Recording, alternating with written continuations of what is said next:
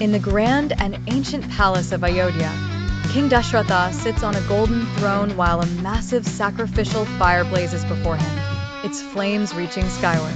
Sage Rishyasringa, with resounding Sanskrit chants, invokes Agnideva, from whom a divine golden vessel emerges, containing sacred Ghee. King Dashratha receives it with joy. Then, inside the palace, Queens Kausalya, Sumitra, and Kehgay tenderly cradle their newborns, Rama, Bharata, Lakshmana, and Shatrughna. In the colossal palace of Ayodhya, Sage Vishwamitra, with his long white beard and saffron robes, stands firm holding a trident and water pot as he meets King Dashratha. Young Rama and Lakshmana, in light and orange garments, bow respectfully to the sage. In the next scene, a dense forest is depicted with towering trees and an eerie mist, where the fearsome demoness Tataka, with blazing red eyes and menacing fangs, roars. Rama, in a poised stance, draws his bow, releasing an arrow that strikes her chest, bringing her to a formidable fall.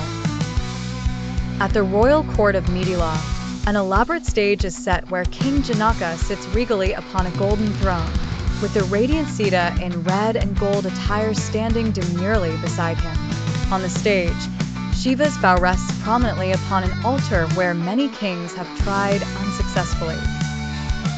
Young Rama, clad in a blue dhoti and yellow scarf, confidently approaches and lifts the bow to a stunned silence across the assembly. As the bow snaps, a divine light envelopes the area while King Janaka jubilantly declares the occasion, and Sita, holding a garland, beams into light.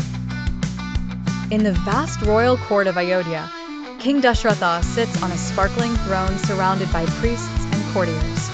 Rama, wearing light blue and gold, stands with folded hands, but in a corner, Kehgay whispers secretly with her maid Manthara, whose face bears a sly smile. Next, a sorrowful King Dashratha lies in his chamber, while an unyielding Kehgay demands her two boons. Finally, Rama in yellow, with a water jar and bow, departs the palace towards the forest, accompanied by Sita and Lakshmana. In the deep jungle of Dandakaranya, Rama and Lakshmana are seated before a small hermitage with Sita, playing with a lotus flower.